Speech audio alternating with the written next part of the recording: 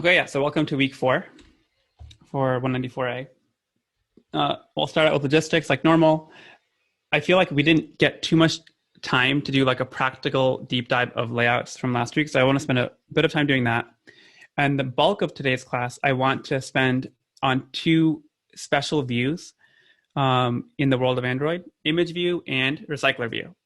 And we'll talk about why did I punt these 2 views to this week and rather than having them combined from last week. So you all have seen this. Right now we're at week 4, which means that the tip calculator is going to be due in just a couple of days. In particular, it's due on Sunday night. And so the way you submit the assignment is all you need to do is take the GitHub link that you have, which has your project, along with that README file that we talked about last week. And then you submit that URL on Canvas.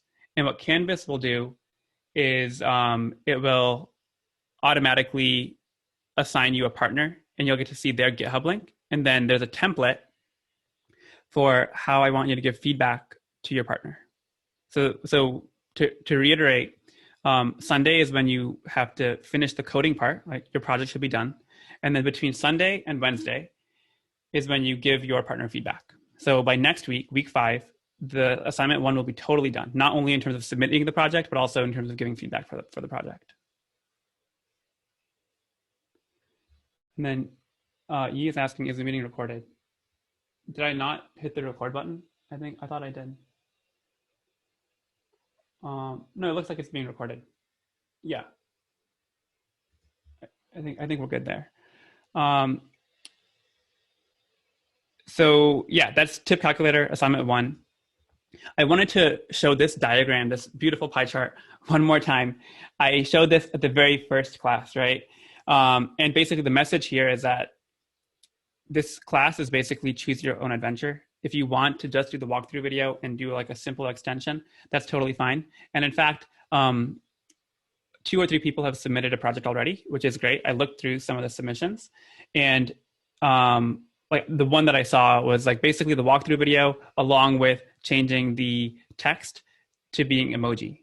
And that's like a super simple extension, and that'll get you credit. And that's fine. But the point of this diagram is that if you really want to maximize learning from the class, you should be spending the majority of your time doing extensions. And so if you think through the walkthrough video, it's like an hour worth of content, right? You should, in my mind, if you really want to become like an Android developer or really want to go deep into app development, you should be spending like 3 or 4 hours doing extensions, or maybe even more. And there's a list of ideas of different extensions in the PDF document, which describes assignment 1, and I'm happy to help you with that.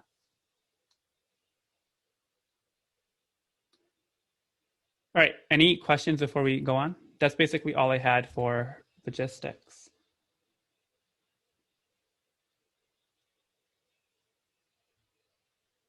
Okay, so layouts review. So this is actually, I just added this slide just like 10 minutes ago. It came to my mind that we didn't actually talk about the Kotlin exercises that I had briefly assigned as like a non-deliverable homework from 2 weeks ago. So there were 2 leak code problems that I talked about. One was TwoSum and one which is water container. And I don't want to go through both of them because there's a lot more I want to talk about in this session, but I thought it would maybe be helpful for some students if I quickly go through like the TwoSum problem, just so you can get a sense of like how I would do this in a real interview. So let me quickly just walk through that. So what I have here is the TwoSum problem on LeetCode. And if you run the code right now, you can see that there's a compile error. Actually, first, let's see what is the description of the problem. So just, can I get a quick thumbs up? If you are familiar with the problem and like you've read through the description, can you give me a thumbs up? Okay, looks like a couple of people have, yeah, okay.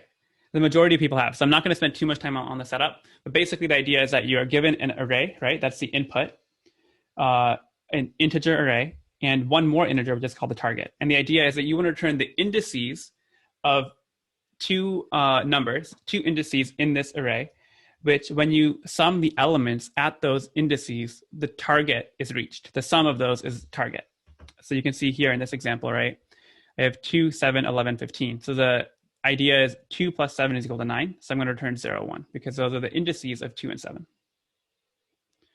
Right? And so if I were actually doing this in an interview, the way I would start is I want to get my general philosophy with any kind of interview question or programming question is get something to compile. That's the very first thing I want to do, always. It doesn't matter if it's correct or not. I just want to get something to compile. And so what I would do is the very first thing I would just say return int array of 0, 1.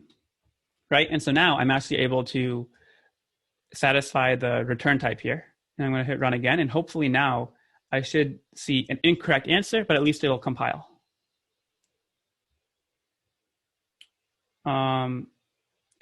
And actually, it turned out to be the right answer, which is, okay, let me just make this something arbitrary so it's incorrect. So that was like a lucky thing that I just put 0, 1 and it turned out to be correct. But if I return int array of -1, 0, now I think the answer should be incorrect, right? Okay, so the output is -1, 0, which is expected, which is not what we want from this input. So once I have a compilable version of my program, the next thing I want to do is just understand better what is the input and like how can I start playing with the data. So the first thing I would do is I don't even want to think about the algorithm yet. I'm not really sure how that works, but the first thing I would do is I would say for index in nums dot. There's a way you can grab all the indices in the array with indices. There's like a attribute here, and I'm just going to print this out. And the way you print things out is like this: index has value.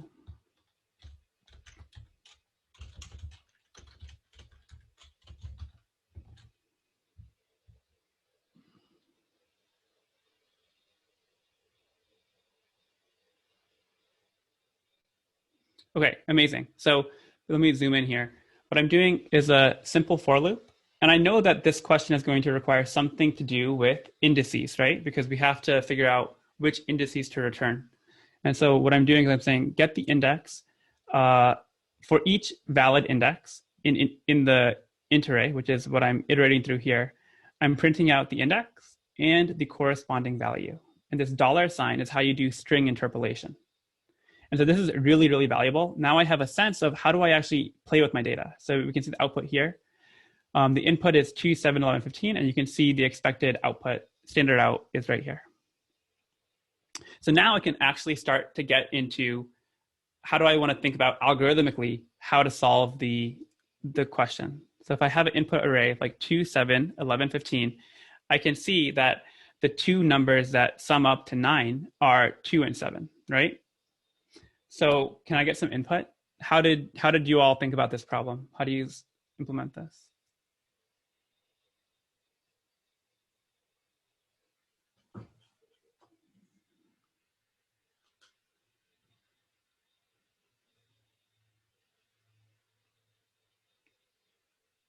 Any ideas? How might we, like, don't tell me any code to write. Just algorithmically, how do you think about solving this kind of problem? I love that. That's beautiful.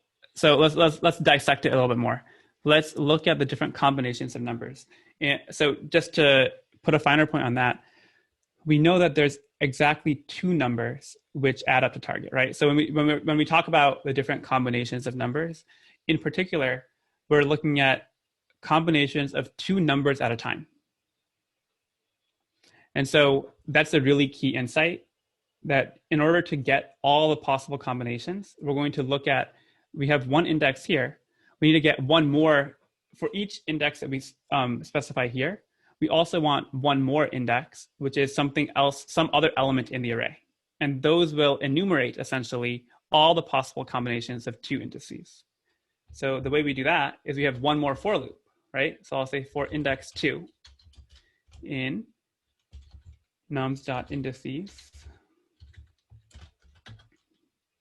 And I'm just going to say println index 2 and then $index 2. So I'm going to call this first one index 1, like that. So let me just run this. to make sure it compiles. All right, so let's take a look at what the output is here. So first we have index 0. And then once we check index 0, we're now going to check every other index, 0, 1, 2, 3, 4. Now we go to the next, the outer for loop will be index 1. And then we check, again, all the different indices. And then same thing with 2, 3, and then 3 is the last one. So we end the iteration here. So now the question is, what do we want to do inside the for loop? Can someone help me out here? I love that. Let's try that. So basically what I'm hearing is if the element index 1, the way I get the element at index 1 is I look at nums and I check index 1. If that is equal to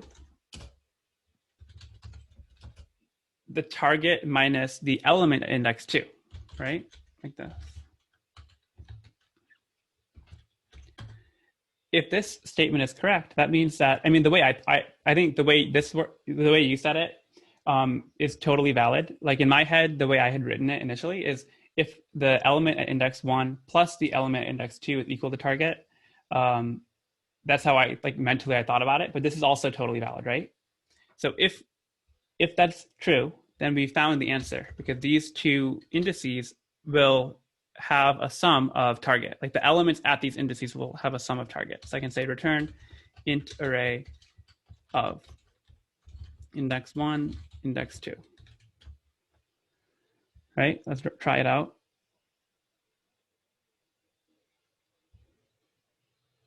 Awesome. So it looks like it worked, right? So the output is 0, 1. Let's submit it and see what happens.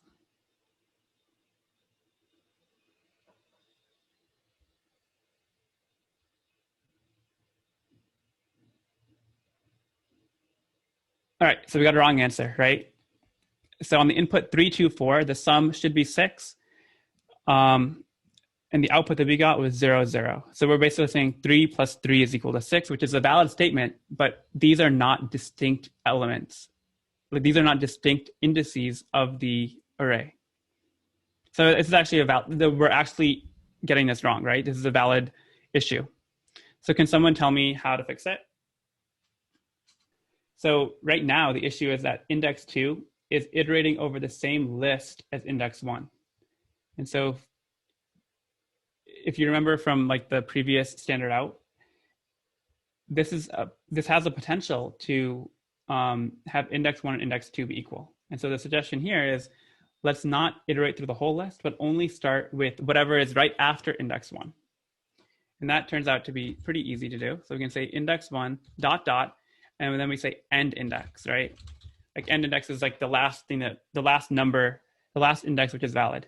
And that would simply be nums dot last index, right? And actually it shouldn't be index 1. It should be the index right after index 1, right? So it's going to be +1.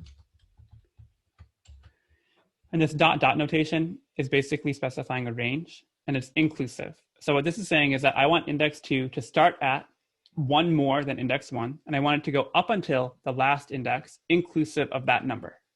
So this is going to guarantee that index 1 and index 2 are always going to be distinct. And let me comment out the println. All right, let's try it one more time.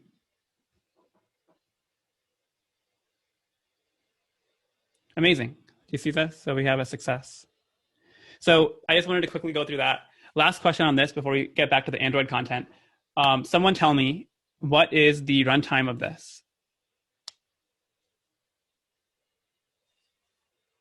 Yes, exactly, yeah. So basically the logic here is that each for loop is going to execute on the order of the length of the nums array input.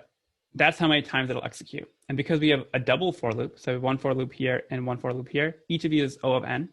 So we're doing one O of n operation, O of n times, which is why it's O of n squared. Exactly. So Courtney, not to put you on the spot, but can you suggest to me an alternative? How might I do this, which is actually faster in terms of runtime?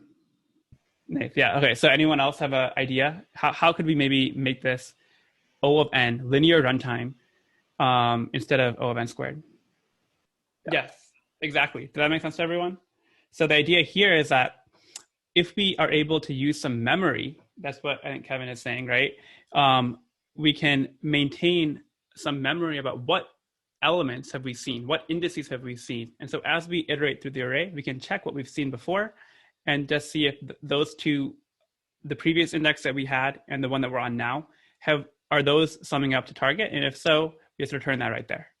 And so the key insight here is that if you're willing to make the trade-off between runtime and memory, then you can make these interesting comparisons. So depending on the use case, you might want to lower the runtime, so have faster runtime, but there's no free lunch. You have to be then willing to use up memory.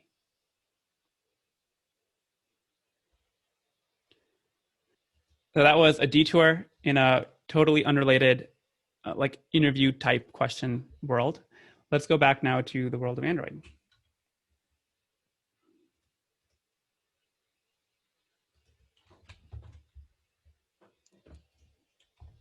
If anyone has questions about what we just did, or if they want to go through water container, I'm happy to do that. Just come talk to me and we can implement it together. All right, so this is the diagram that we had from last week. We had different views. The most common ones are like button, text view, edit text, and there's a bunch more that are less common. And there's one special kind of view called a view group. And the reason view group is important is because that is the parent class of many of the root elements in Android. And a root element is a widget or a view which has other views inside of it. So in the tip calculator, the root element is a constraint layout, right? But there are other kinds of views as well: linear layout, relative layout, toolbar, and a bunch more. So one thing that I didn't talk about last week, which I want to quickly touch on now, is PX, DP, and SP. So what are these, and when would you use one over the other? So PX, all three of these are ways of measuring space or distance in Android.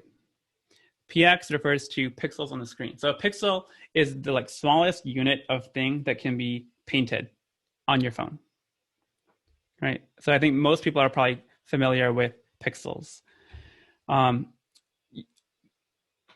So you almost never want to use pixels when you specify distances in Android. So for example, if you have a button on the screen and you want to specify, I want a margin of 20 around that button, you wouldn't say, I want 20 pixels on that button. Instead, you would use something called DP. And DP is density independent pixel. And the reason why DP is preferred instead of PX or pixel is because different phones will have different pixel densities. So if you look back at history, like 10 years ago, a very common DPI, so DPI means dots per inch, otherwise known as pixels per inch, right? So 10 years ago, a very common DPI of phones was 160 pixels per inch. What that means is that in 1 inch of the phone, you had 160 pixels.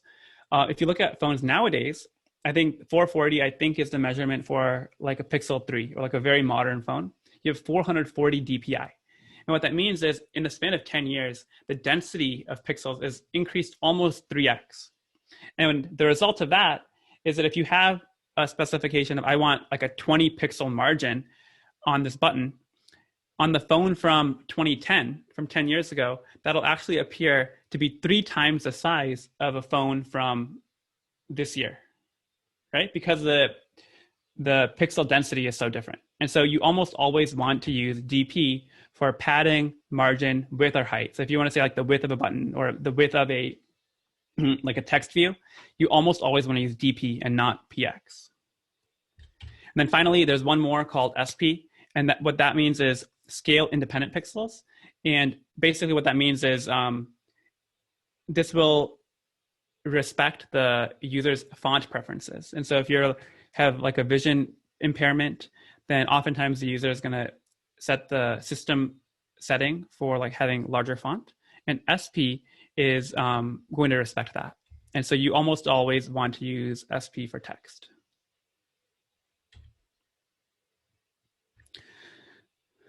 We also talked last week about views and view groups.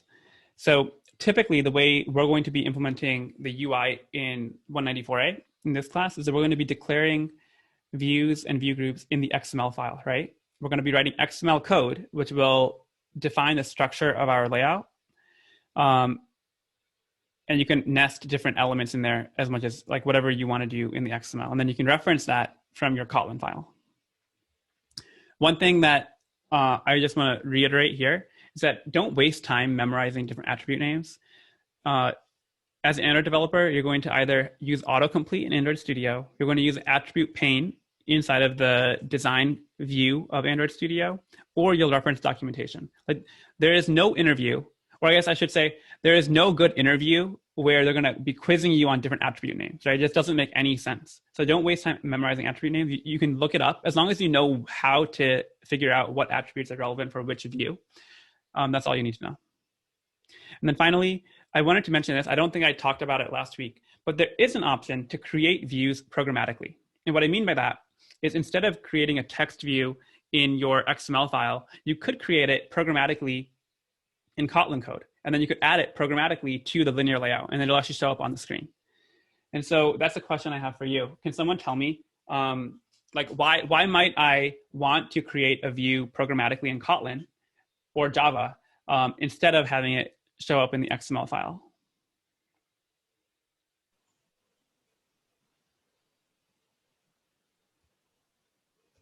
Any thoughts?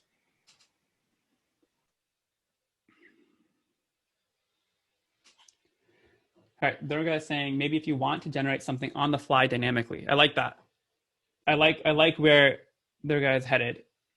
Can you tell me more? Like what would be a use case for why you want to create something on the fly dynamically?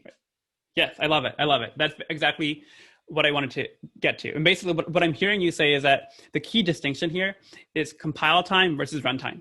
That's what I want everyone to understand. So if you know at compile time, 100% of the time, I have a view which was going to show up on the screen, then you can add that into your XML file and it will show up at build, like you're going to be compiling that code and adding it to the layout at build time, right? It's going to be the part of the layout. However, there are scenarios where you don't know what to put on the screen until, for example, a user takes an action. That would be at runtime, you're generating a view.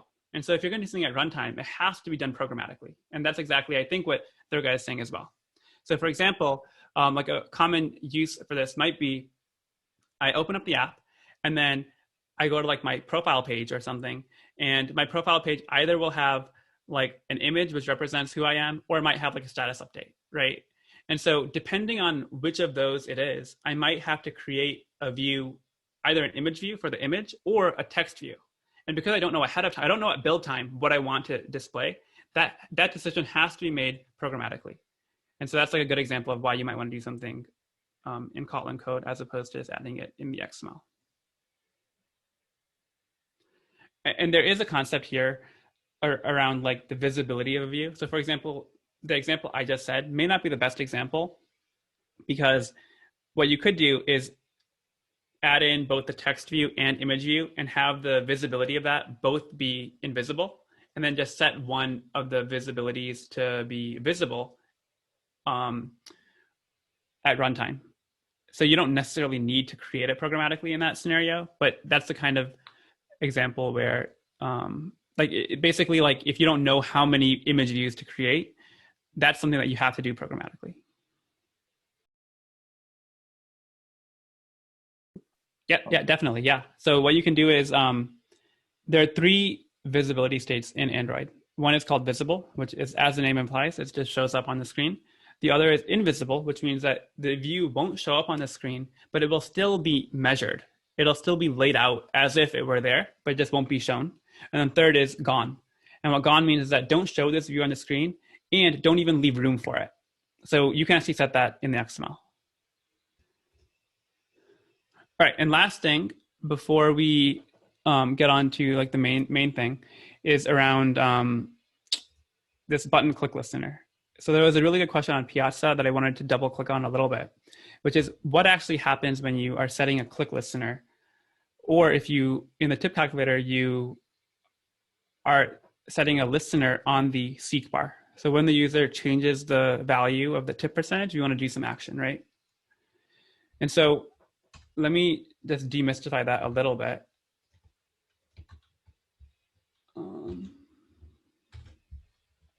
So you all are familiar with this project, right? This is just basically the bigger number project. And we added 2 click listeners here.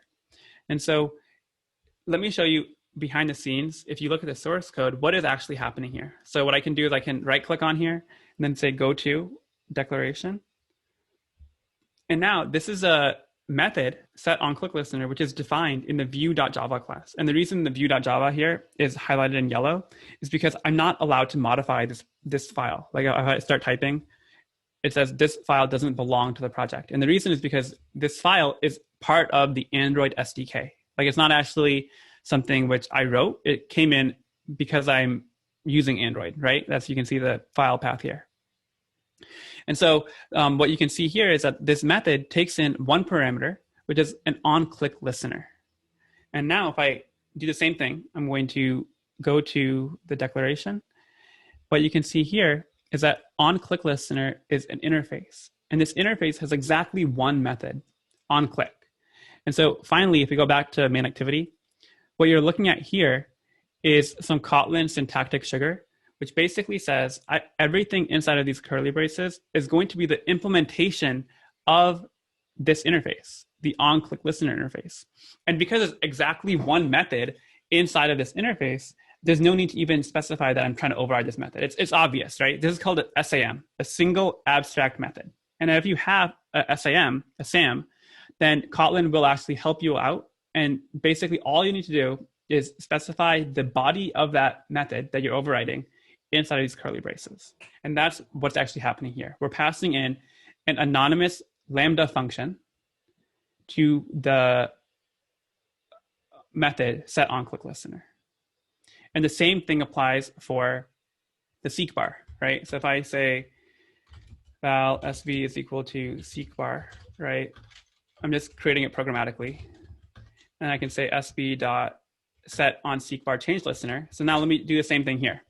So if I look at the method, it has an on seek bar change listener. This interface has 3 methods, right? On progress changed, on start tracking touch, and on stop tracking touch. So I need to implement each of these 3. There's more than one. So this is not a SAM because there's multiple methods to override. So what I can do here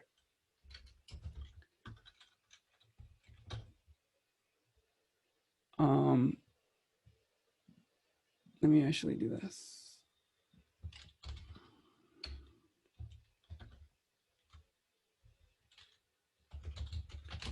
So I need to now create implementation of this on seek bar change listener, right? And if I do that now, so the way you create this anonymous function is this object keyword. And then in order to override all the methods, Android Studio will help me with that. So now you can see that this is highlighted in red. I can click on this light bulb and say implement members, select all 3, and then Android Studio will automatically add all of them for me. But basically, the main message here is that set on click listener that you add here, the same magic is happening here as what's happening here. Does that make sense? Okay, so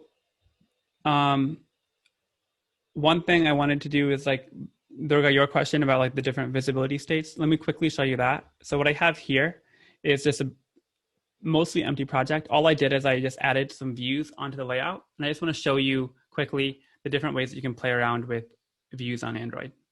So what you can see here is the root element is a linear layout. And by default, a linear layout can have 2 orientations, a horizontal orientation or a vertical orientation. So by default, the orientation is horizontal. What I could do is I could start typing orientation here and change it to vertical. And then you can see how it flipped from the horizontal to now all these 3 views are stacked on top of each other. There's a text view on the top, there's a button, and there's another button. So the different views, right? There's an attribute called Android visibility. And you have 3 choices: gone, invisible, and visible. So by default, invisible is the default. So this actually has no effect on the UI because that's the default. What I could do is I can make it invisible. And now you can see there still is space allocated for this view, but it just won't show up. And the other option is gone. And now you can see that the Android system won't even measure out and lay out that view. It just, all that space is taken up by the buttons. And what you could do is you can also just nest different view groups inside of each other. For example, a very common thing is actually you have a linear layout, and inside of that, you might have another linear layout. So I could just start typing linear layout, match parent, wrap content. And so now do this. So basically what I'm doing here is I have a linear layout, there's another linear layout inside, and this linear layout has a button. And so the interesting thing here is the outermost linear layout has a vertical orientation, and the inner linear layout has a default orientation of horizontal. Now let me just make that explicit here. So now if I just create a couple more buttons. So do you see what's happening here? Let me just do this. Another button 2, another button 3. So because this linear layout is horizontal, these elements are all kind of lined up like that. And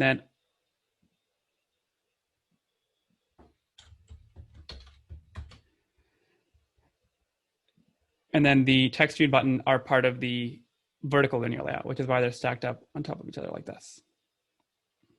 All right, and then Yi is asking, when do we want to use gone? What is this for? So the primary use case in my mind is if you have like a toggle or if you have some sort of on-off switch. For example, like a lot of apps will have functionality to go to your profile and turn it into edit mode. And so if you go into edit mode, you might want to no longer show certain components on the screen, or you might want to show certain components on the screen. And so in that case, what you could do is you could add in that widget or that view that you want to only be visible in edit mode, have it set to gone initially. And if the user toggles the visibility into edit mode, then you can grab that view and then set the visibility to visible. So that's typically the kind of thing that you would want to use gone for.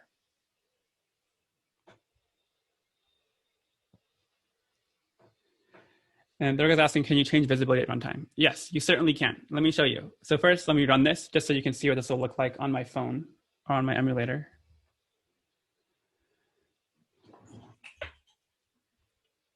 All right, so you can see that's what it looks like. It's pretty similar to the design layout. But what I can do now is I can just add an ID. How about we add the ID on like button number 2, like this one. So I'll say ID BTN2, right? And so I'm going to grab that ID, go into main-activity.kotlin, and then ignore everything here. I'll talk about that later in the lecture. I'll say btn2 dot, let me import this. Did I add the ID correctly? btn2.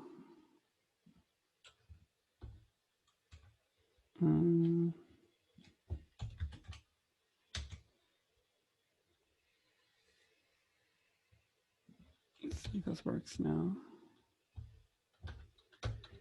All right, so now I can say visibility is equal to visibility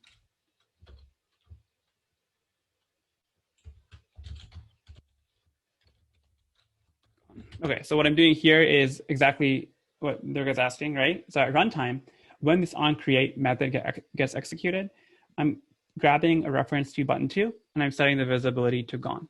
And so what we expect now is when I run the app again, this button should no longer show up. Let's try it.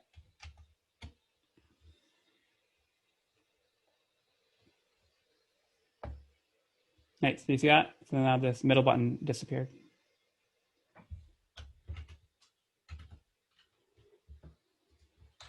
Any other questions on this?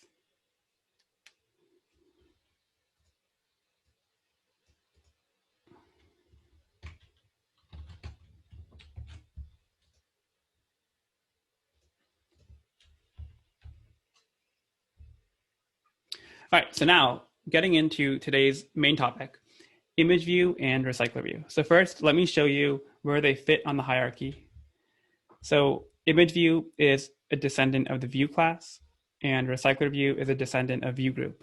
But because you have this picture in your head, that gives you a lot of information about what attributes or methods can you call on different components. For example, alpha or opacity is an attribute on the view class. And so what that means is I'm allowed to set the alpha value of any of the components here, because everything that I show you here on the screen is a descendant of view. However, there's a method called add child. And add child only makes sense for a view group, which means that I could call linear layout.addChild or relative layout.addChild, but I couldn't do that on a button because that method button doesn't inherit from view group, right? So I think most of you probably already know about class inheritance and subclassing, but I just want to drive that point home here. So question for you now. ImageView and RecyclerView, right? Why did I wait until this week to talk about ImageView and RecyclerView? What makes ImageView and RecyclerView special compared to something like button or text view? Why are they more complicated? Can we have a discussion about that?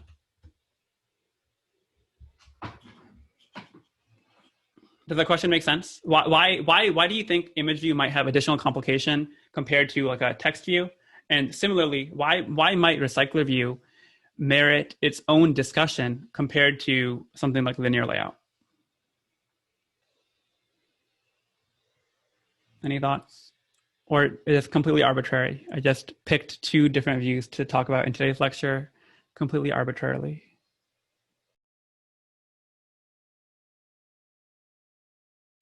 That pretty much hits the nail on the head.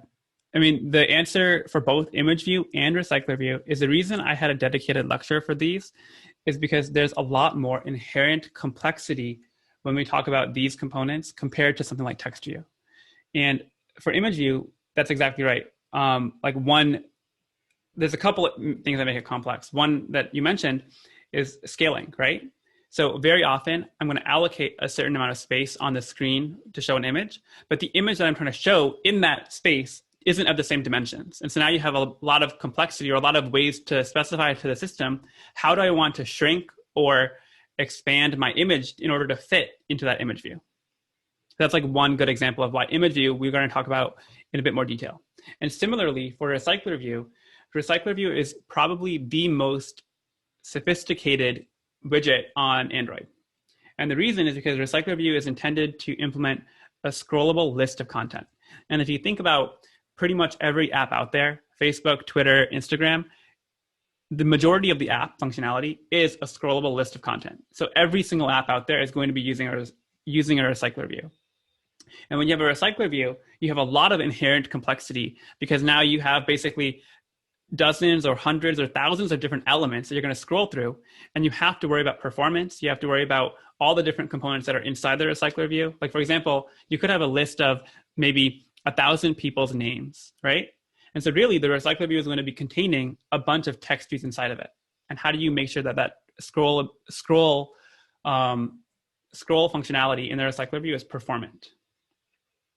So did that kind of make sense? Basically, the message here is ImageView and RecyclerView have a bit more nuance compared to other views, which is why it's worth spending extra time talking about them here.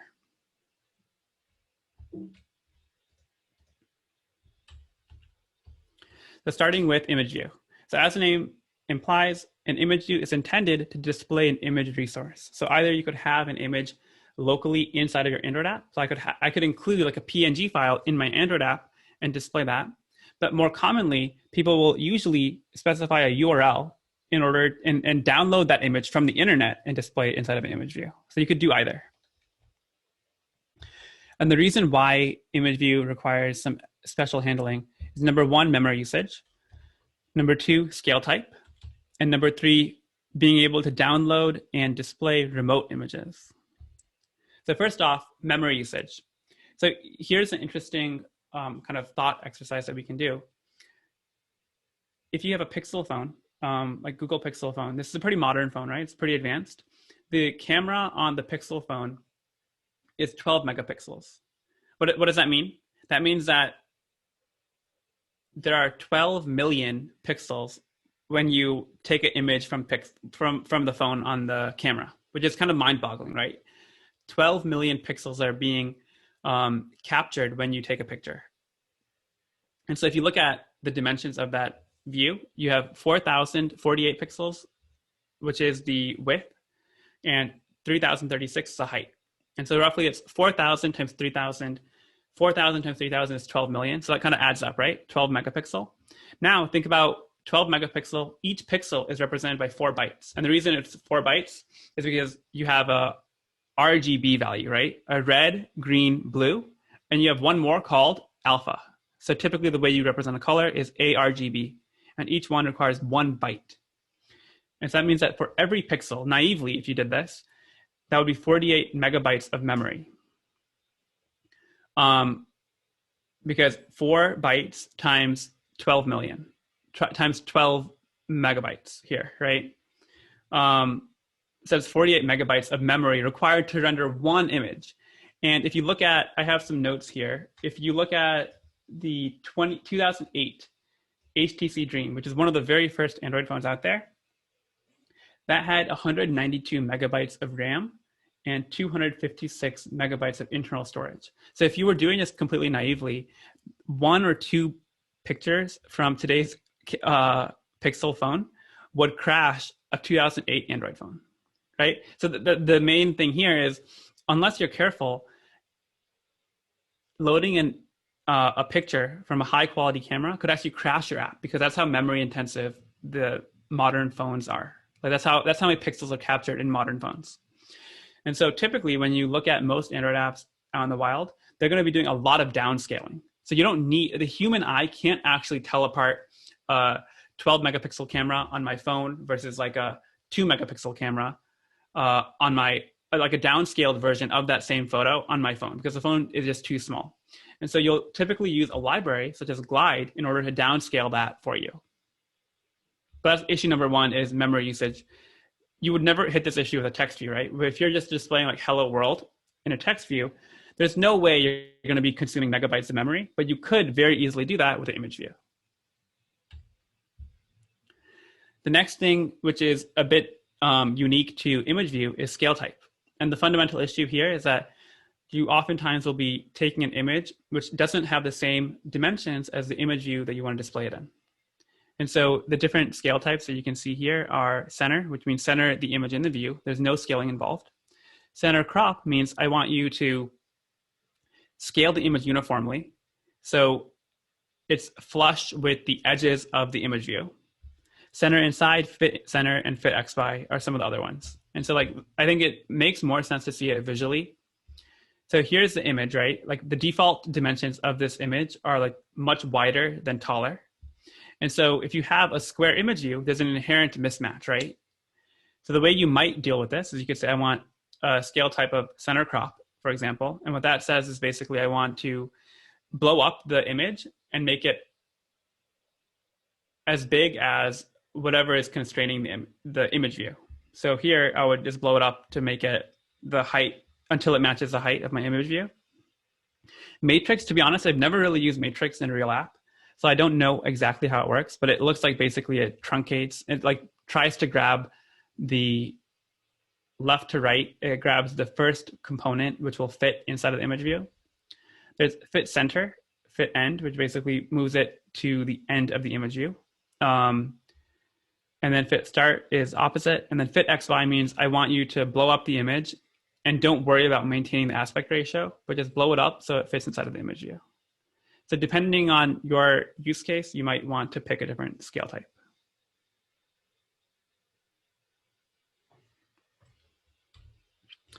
And then finally, the third thing I want to mention about image view is remote images. So I would say the majority of time when you deal with the image view, the thing that you want to render inside the image view is not an image that's included in your application.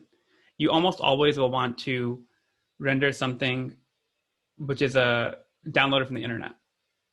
And so the tricky thing here is that if you, by default, let's say you have like a 10 megabyte photo, which is a large photo, if you try and download that on the main thread of your application, that will actually freeze your application. And so you want to do any kind of expensive operation like that, network requests, which are IO bound. You want to do that on a background thread. So it's asynchronous. And so there's a lot of complexity here with how do you communicate to the Android system that I want you to be downloading this image on the background. I want you to fetch it. I want you to downscale that image. And then I want you to put it inside the image view. And so that's why all this work is taken care of for us using a library like Glide or Picasso. So there's actually a couple of different libraries, Glide, Picasso, Fresco. And the job of these libraries is to fetch, decode, and display bitmaps. All of that work that we just talked about, a lot of that is taken care of for us by these libraries. And you can also do image transformations, such as rounded corners. So Chia is asking, what's the difference between center and center crop? That's a great question. Honestly, I always forget. So usually what I do is I just try both and see what looks good, and I go with that. But if you look at the definition, which is what I have here, center means center the image in the view, so there's no scaling involved. And then center crop means scale the image uniformly so that both the width and height are greater than or equal to the view width. And so I think maybe the question you're asking is like, why is it different here, right? Because if you look at the image shown here, it looks like in the center one here, the image is being scaled up and it's being cropped. Like it's being like cut off essentially, which doesn't actually make that much sense because center means center the image in the view, no scaling. Actually, no, wait, sorry, I think it does make sense. So yeah, basically center means take the image and have it at its like natural dimensions and see where it lands in the image view. Center crop, I think, is the same thing, but basically it will make sure that it fits flush with the width and height. So let's try it actually. So I wanted to just kind of go through a quick example here.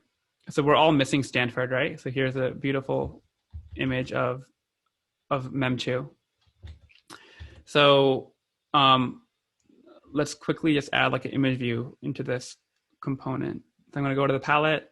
I'm going to drag out an image view. And by default, Android Studio will ask me for like a preview image, just so it can show something inside of the preview tab. So here's a image. Let me give it an ID. Let me just only look at the design. So I'll call this IV Stanford. All right, and now let's go over here. And IV Stanford is the ID of the image view. So here's what we're going to use. This is what we're going to use to now load in the URL. So I'm going to grab this URL.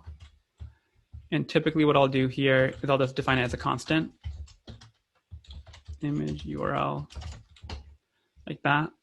And so now the job is we want to download this image URL, which is a pretty large image, and then put it inside of this image view. So the way you do that is I'm going to use a library called Picasso, which is a powerful downloading and caching library for Android. That's the other thing that I didn't mention. But oftentimes in an Android app, you're going to be downloading a bunch of images. And there's the idea of caching. Caching basically means that if I already have downloaded something historically, I don't need to download it again. So these image libraries will have a cache of typically like 10, 20, 30 megabytes. So any image which is already downloaded, it'll actually put it into that cache. And so if it notices that, hey, we're downloading the same exact image URL, there's no need to download it again. And instead, we can just render it directly from the cache. So all of that is taken care of for you.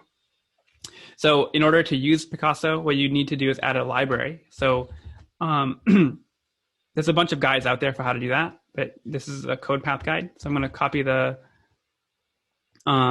the dependency, go into the build.gradle file, add that in, and then tap on sync now, which is actually going to pull that library into our project. Cool. And now hopefully we should be able to use it. So I'll say Picasso. The way you use it is documented here. You pass in the context, then you load in the image URL, then you pass in the image view. So I'll say with context, it's going to be this. Load image URL, and then into the image view, which is IV Stanford. Okay, let's try it. And so then I'm going to come back to your question, Chia. Like, basically, I want to be able to try out different kinds of scale types to play around with it. And hopefully that'll give us more clarity on center versus center crop. Okay, and we don't see anything. And this is, this is unintentional, but this is a genuine mistake on my part. The reason we don't see anything, I believe, is because Picasso is going to be using the internet to download your image, right? That kind of makes sense. And so in order to use the internet, you need to go into the internet manifest file and add in the permission for internet. Like that. Let's try it again. So now, hopefully, when I open up my emulator, I should hopefully, nope, I still don't see anything. Let's look at Logcat.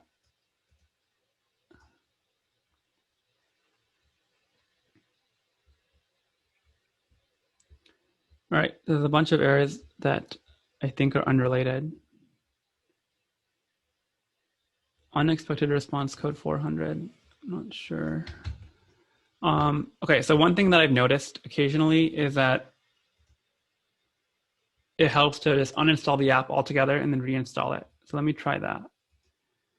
RV practice. I'm gonna uninstall it and then let's just reinstall it. Okay, there, we got it. So I'm not really sure. Like, I think the emulator was in a bad state where it wasn't able to talk to the internet because I just added that permission in. Oh, come on. I think. So basically you can see the image view here. What I wanted to show now is, and then there goes asking, does the app ask if I want to give permission? That's a good question. We're gonna have a dedicated lecture to talk about permissions later on. Basically, there are two kinds of permissions. Actually, there are three kinds of permissions in the Android world. One is called normal, one is called dangerous, and there's actually one more as well, which is like a system level permission. But basically, for most apps, it's dangerous or normal. Internet is considered a normal permission. And when you have a normal permission, you don't need to request permission for it. However, things like location, if I want to be able to get the user's location, that is considered dangerous permission. And I would need to show a dialogue to the user saying, do you consent to giving the location to this app? So in this case, we don't need to do that. We just get it for free. I think my emulator froze. No, don't do this to me. Wait, let me just exit this emulator.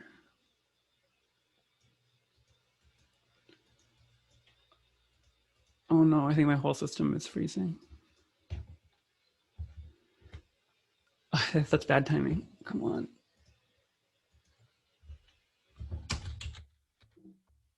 Oh, okay, good. I think I got control back. Let's try this again. While my emulator is booting up, hopefully it is. Well, no, I don't think it is. Come on.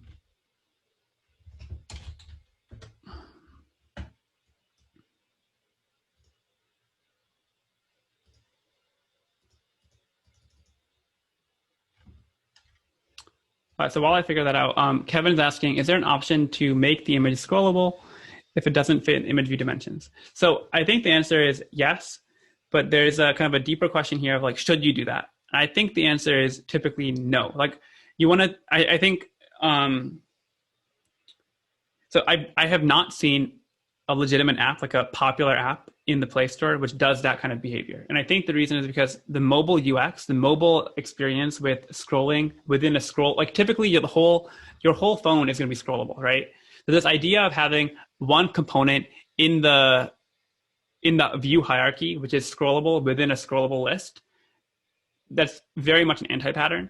So ImageView on its own doesn't provide a built-in functionality to do that. I'm sure there's guaranteed a way that you could implement that and you could have like an ImageView which scrolls on its own. But there's a deeper question there of should you do that? And I think the answer is probably no. And even if you want to do that, it might be a little bit difficult. Like there's probably a lot of things that you want to like double check and confirm before you go down that route. All right, let me just quit Android Studio. Let's try this again.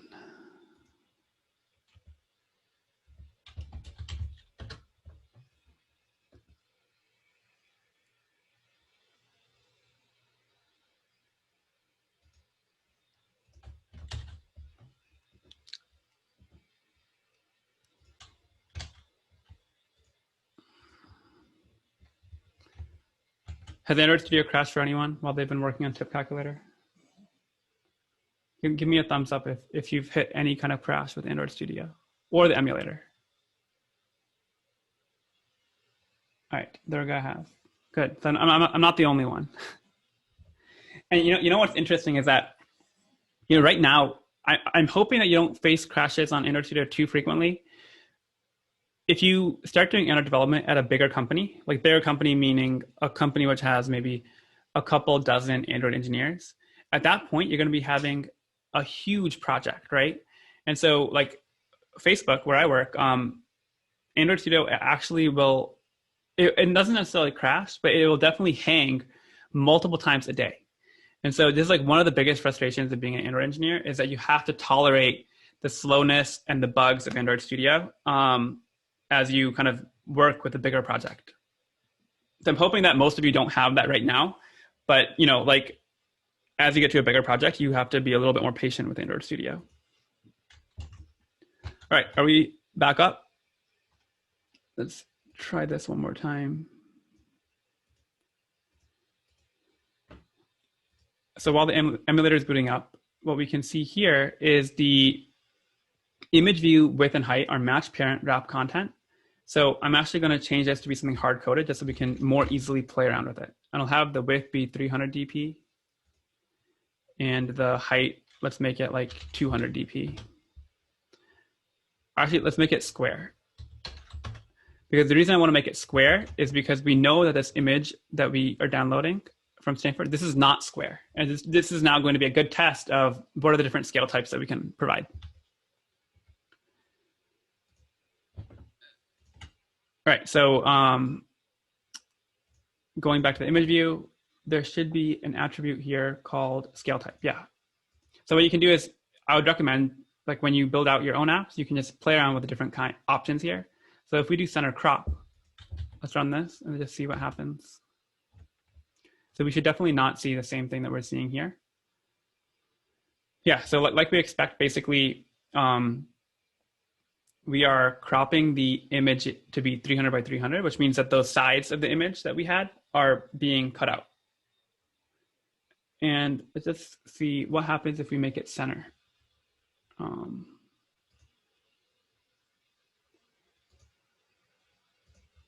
I think the answer,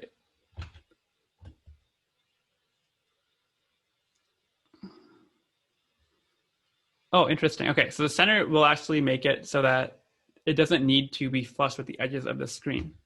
So that makes me think that maybe this slide is wrong, because I don't understand why center is the same as center crop here. But basically the logic here is that center is going to take whatever, like it'll make sure that it doesn't truncate any of the image. And it's okay if there's white space around it. So that's what we're seeing here compared to center crop, where the image took up the full height of the image view. So hopefully that makes sense to you. I think that one thing for me to do is just double check and make sure that this source is trustworthy. But I think that that's the difference there. All right, so now you all have an example of Picasso, which is the image loading library that we're using here. I think in the next few videos, like the next few projects that we're doing for the class, I use something called Glide, which is a very, very similar library, but it's made by Google instead of Picasso is made by Square. It's pretty much the same API.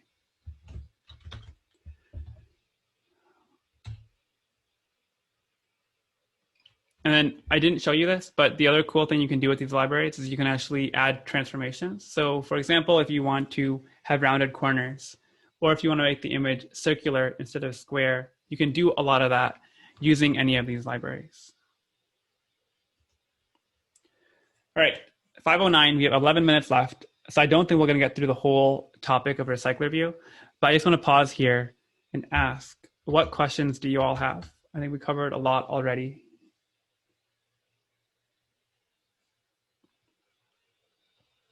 Any questions?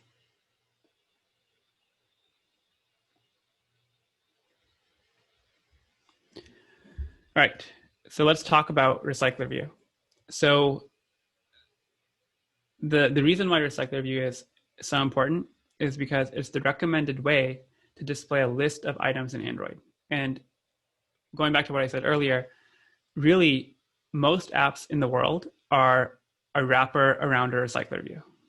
Does that make sense? Like what I mean by that is most apps at their core are a scrollable list of items. That's the whole thing.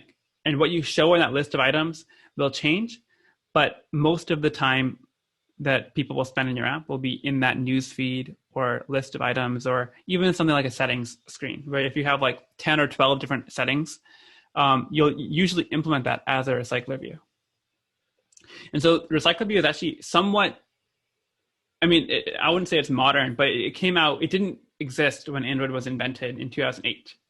So the recycler view library came out in 2014 with Android Lollipop, which is Android 5.0.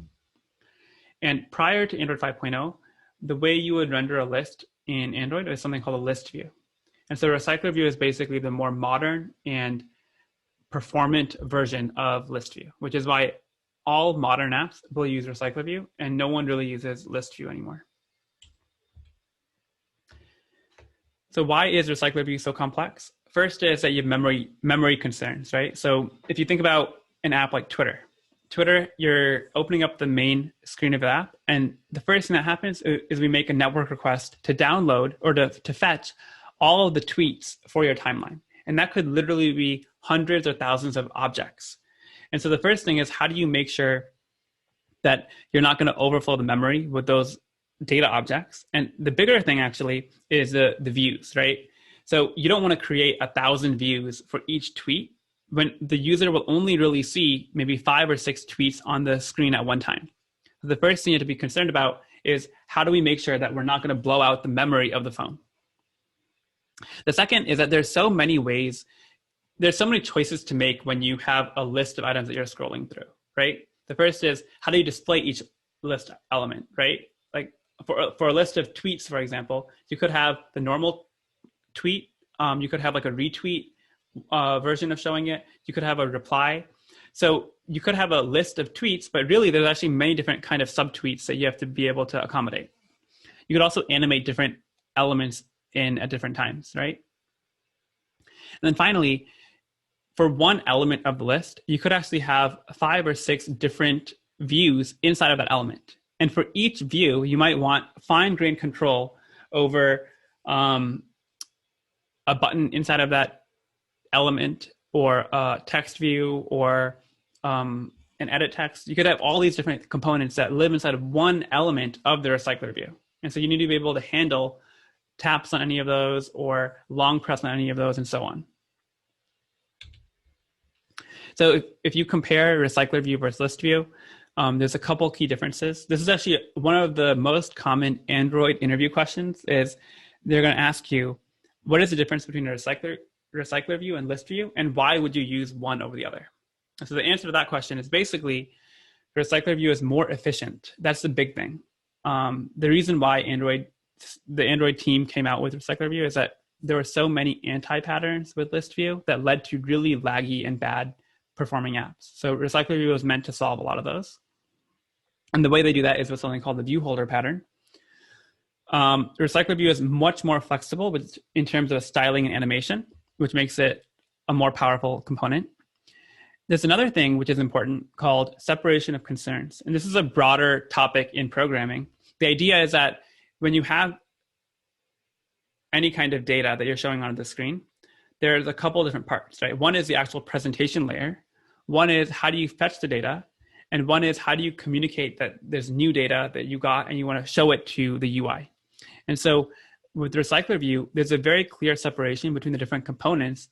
So it's easier to debug and extend different components of this kind of pipeline. And if you had to think about a downside for a recycler view, the downside is that it is more complicated. I would say recycler view is probably the most complicated view on Android. So if we talk about the different components of a recycler view, there's really 3 parts to it. On the UI side, the thing that's responsible for actually putting each element of the recycler view onto the screen is called a layout manager. And so the layout manager is there's actually a couple inbuilt layout managers that we're going to be using. You can have like a linear layout manager, a vertical linear layout manager, or a grid layout manager. Basically, like depending on how you want to show the elements of your recycler view, you can pick a different layout manager. The layout manager will talk to something called the adapter. And the adapter's job is to adapt one piece of data to the layout manager. So the adapter sits in between the layout manager and the data set. So the data set is like going back to our Twitter example. I open up Twitter and I will make an API call. I'll talk to the Twitter API and I'll download or I'll fetch like 100 tweets. So my data set will be 100 different tweet objects. And the adapter is now responsible for taking each tweet, each of these 100 tweets, and binding it to one component called the view holder, which is managed by the layout manager. So this is a lot of theory, and I think it'll make a lot more sense when we actually implement it, which we'll do together. And also you're going to have more practice with that in project number 2.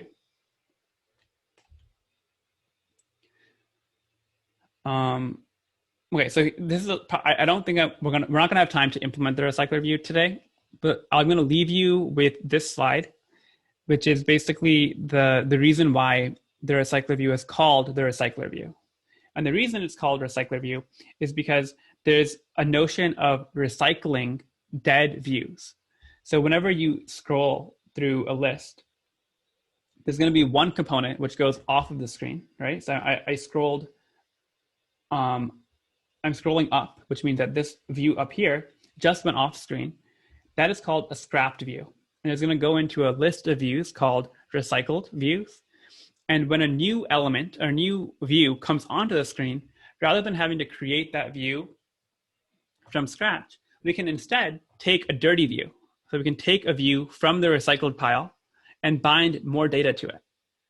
And that's the magic of recycler view. All of that is taken care of for you as long as you adhere to the implementation of these different parts. So if you follow the pattern for layout manager, adapter, and the data set, you're going to get this behavior for free where you get this dirty view recycling.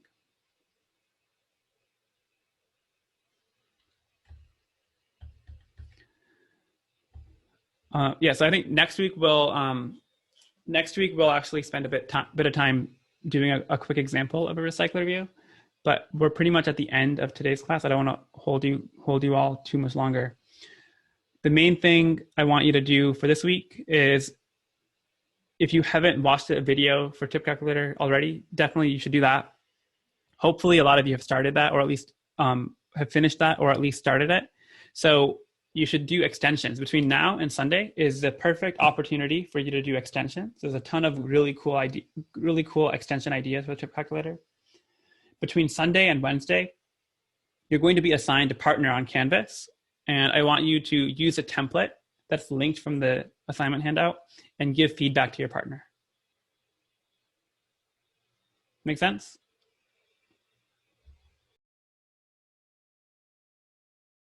Yes, good question. So recycler view will do that. You don't need to nest the recycler view inside of the scroll view. So the main difference between recycler view and scroll view is that the recycler view is going to have a notion of an underlying data set. And typically that data set will be like a data object, a list of data classes. So for example, going back to this Twitter example, the recycler view will have a notion of maintaining a list of 100 tweets, for example.